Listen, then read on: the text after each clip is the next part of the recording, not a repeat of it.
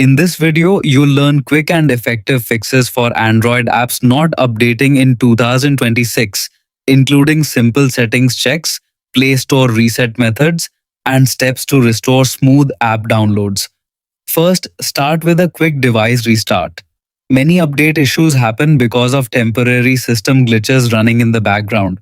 Press and hold the power button for about 20-30 seconds, then restart your phone.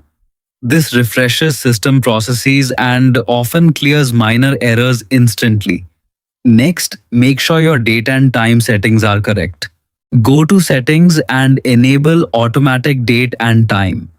If your clock is incorrect, your device may fail to connect properly to Google servers, which can block app updates or cause download errors. If the issue continues, you may need to reset the Google Play Store system data. Open Settings, go to Apps and tap See All Apps. Find Google Play Store, then select Storage and Cache. Tap Clear Cache first. If the problem remains, choose Clear Storage/Data. Don't worry, this will not delete your installed apps. It only resets temporary settings and search history. For deeper troubleshooting, repeat the same steps for Google Play Services and Download Manager.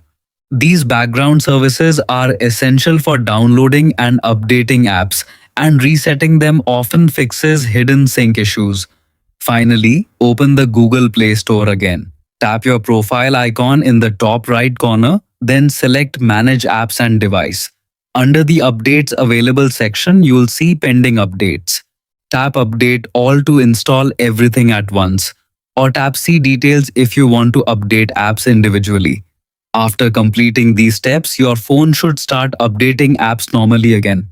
If problems still occur, a weak internet connection or low storage space might also be the cause, so double check those as well.